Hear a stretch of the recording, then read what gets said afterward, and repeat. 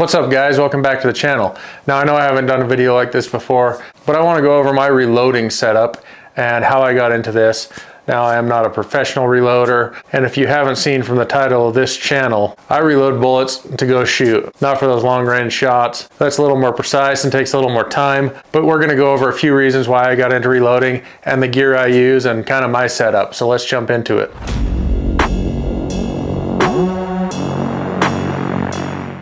The reason I got into reloading was because of the price of ammo. During the pandemic, you couldn't find anything, and if you did find it, it was twice as much as it used to be. So I started doing some research and decided to get into reloading. Now, I don't reload all the time. I'm not one of those guys that's loading for precision long range shooting. I load for plinking, for target shooting. Granted, my loads are still pretty accurate, but I'm not taking the time, and I don't have a chronograph to go measure muzzle velocity and things like that.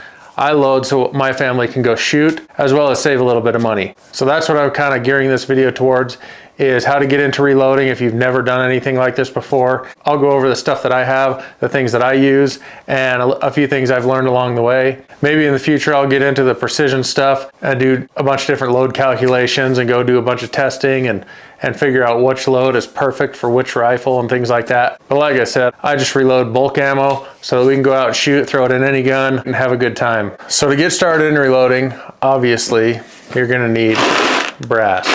I started collecting brass even before I bought my press. I talked to friends and even the local range and told them to collect the brass, asked if I could have their old brass from the range, gather some up, just so I'd have brass to reload and I didn't have to go buy new brass. But that's part of the cost saving end of it, is reloading used brass and not having to go buy new brass. Like I mentioned, I'm not gonna go into details and load charts and all that stuff. I'm just gonna go over kind of my process in general and how I have things set up here in my gun room. So my process, I gather up the cases, get them home, I stock them up for a while. I'm not gonna sit here and load 20 rounds and call it good for the night. When I start reloading, it is in bulk. I like to do it all at once so I don't have to do it a little bit at a time. I like to get in, get it done, and have that ammo on hand rather than prepping cases one weekend and then seating primers the next weekend and then, you know, going in stages like that. I like to get in, get out, and have all the ammo I need. A few things that I've learned along the way is, one, case prep is very important. Being organized is important, and having the right equipment is important. So typically when I stock up on enough cases of one caliber, like say 223 or 9mm, those are the things that I reload the most because that's what we shoot the most. I typically don't deprime my brass on my press. I usually use just this little hand deprimer. The reason for that, one, it's more convenient. I can hand this to my kid and he can sit out there and watch TV or do whatever and sit and deprime 1,000 cases of brass in a night. And two, I don't get my depriming and resizing dyed dirty with all that dirty brass. I bought a bunch of these little storage bins from Lowe's or Home Depot or whatever and labeled them so I can put the brass in there and know what brass that is. So if this one's labeled 9mm deprimed and cleaned, I also have one that's 9mm ready to be loaded or 223 ready to be loaded.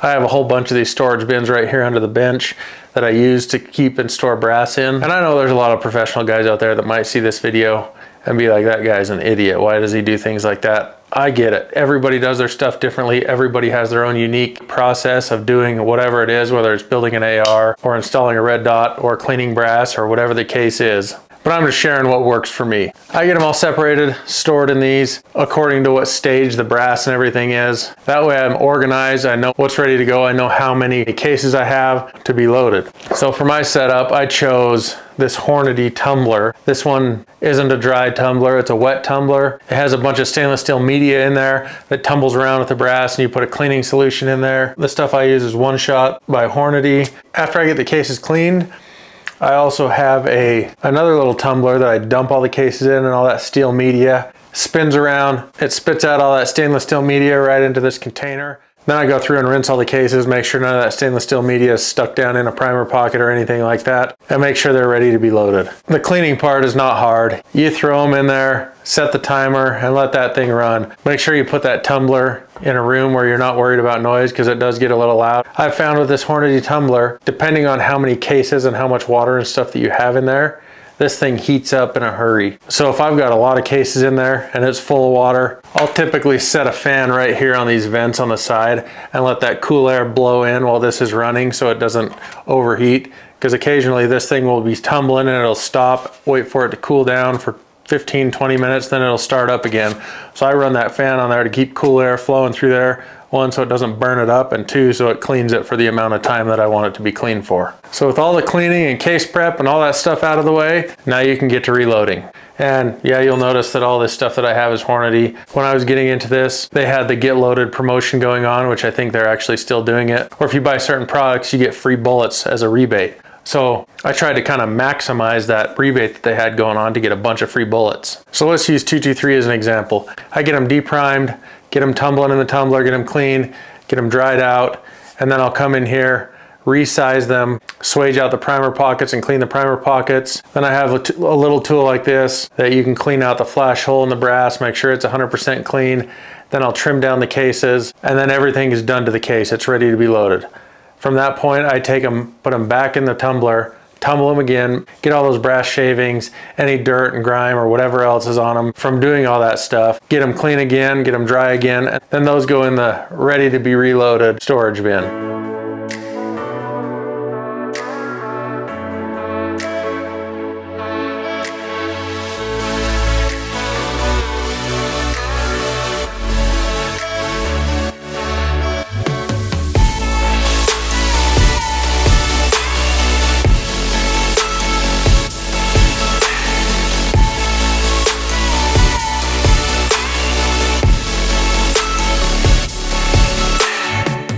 I know there's a few extra steps in there. I could trim some of those out, but for me, I like that brass to be 100% trimmed and clean when I go to reload it. I have had problems in the past where I haven't done that, where I've punched out the primer on the press, done the resizing, trimming and all that stuff, and then cleaned them one time. It seems to me that I spent more time cleaning out my resizing die and getting stuck cases out than doing it the way that I do it. It's not as intimidating as it might sound. For someone who's new to reloading, it's not a bad process, but it does take time. Now I bought the Lock and Load ammo plant, which is a progressive press.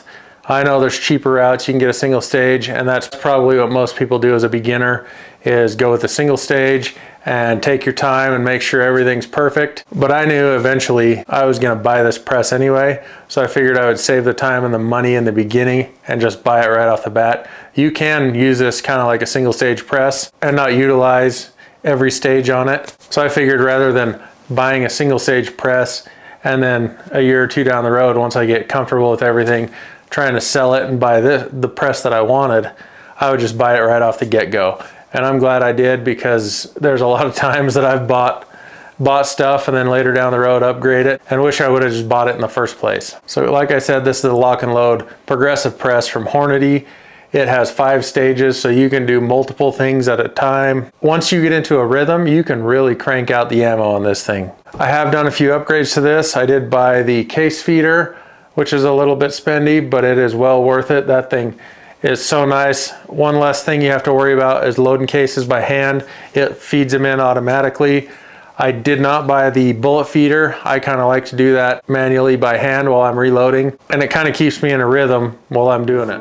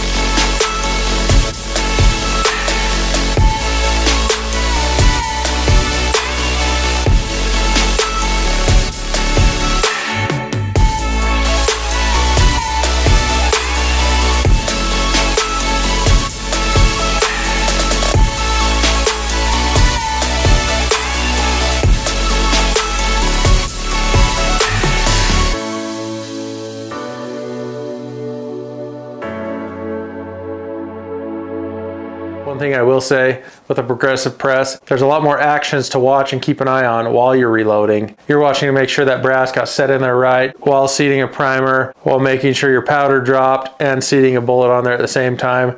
And it's all kind of one fluid motion. Once I got my press and went to get set up, I really didn't want to bolt it to the bench and have it be in the way all the time. Because like I mentioned, this is my gun room. I work on guns more in here than I reload, and I didn't want this thing in the way all the time.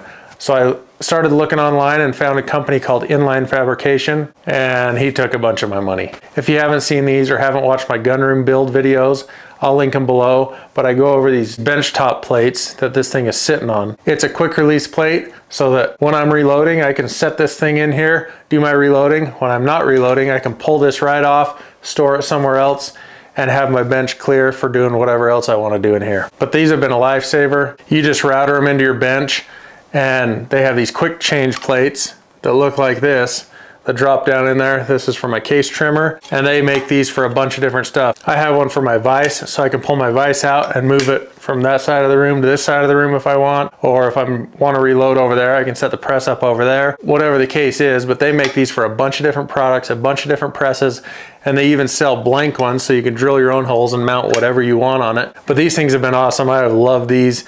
I have 3 of these benchtop plates in my bench, so I can do whatever, wherever. Another cool product that Inline Fabrication has is these rail panels right here that I have up on the wall. They sell these storage bins.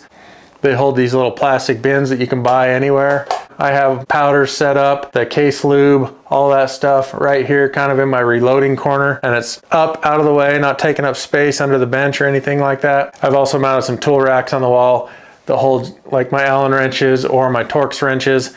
They're up out of the way, right there where you need them. And they have all sorts of stuff for reloading, like this kind of more ergonomic handle that I have for my press. They also make this riser mount that I have my press on right here. So I can take this press off, mount it down into the bench, or with this riser mount on, which is I think about 8 inches tall, it can sit up a little higher if you're standing, sitting, whatever the case is. Up in this upper cabinet up here, that's where I store all my bullets, my primers. I have my reloading dies up there. Kind of everything reloading is in this one cabinet.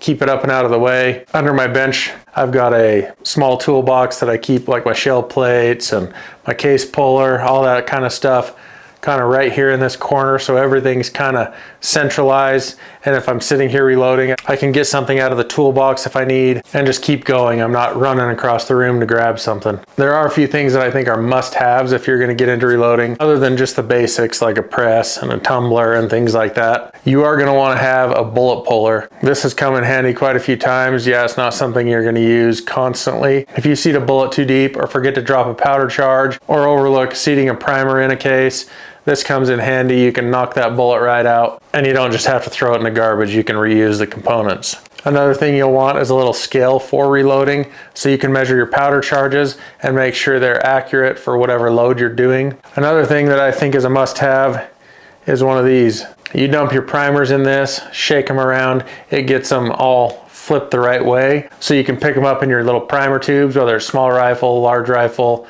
small pistol, large pistol, whatever primers you're using.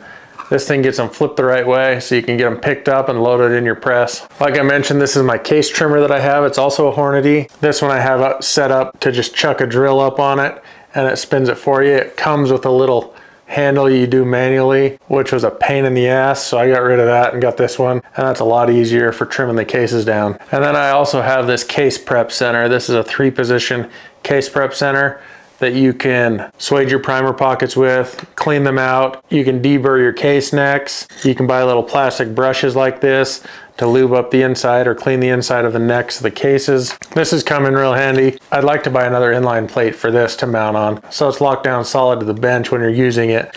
One thing, if you are going to reload, you will want to get some reloading manuals. I kind of like the old school way of having an actual book in front of you. I know they have all that stuff online. You can download the apps that have all the reloading data and stuff, and that does come in handy. But I like to have the books because I know and I can mark up in the books what load I did, how they work, stuff like that. And somebody on the other end of an app's not going to change the load data on me. So 3 months down the line, a year down the line, when I want to go reload those same bullets, the load data's changed and I didn't even realize it. I like to have the book so I can make some notes, mark in there which load I did, what bullet I used, what primers I use, things like that. Kind of a hard copy, but it is nice having the apps and stuff for new loads or new powders that come out. It's updated automatically and you don't have to go buy another book. So I kind of use both hand in hand. Another thing I started doing was keeping a notebook that is just for reloading. So I write all my load data down in there, what powder I use, what primers, what bullets, how deep I seeded the bullets, all that kind of stuff, just so I can keep track of all that and know when I go out on the range. If one round that I loaded wasn't as accurate or anything like that, I have notes and I know how I put that bullet together so I can change that in the future. But if you're thinking about getting into reloading and think it's too big of a task or too scary of a proposition to take on yourself, don't be scared. Do your homework. I watched a bunch of videos learning how to reload and how to prep cases, how to set up your press, things like that. There's a lot of useful information out there. So do your homework, look into it. But if you're wanting to get into it, don't be scared.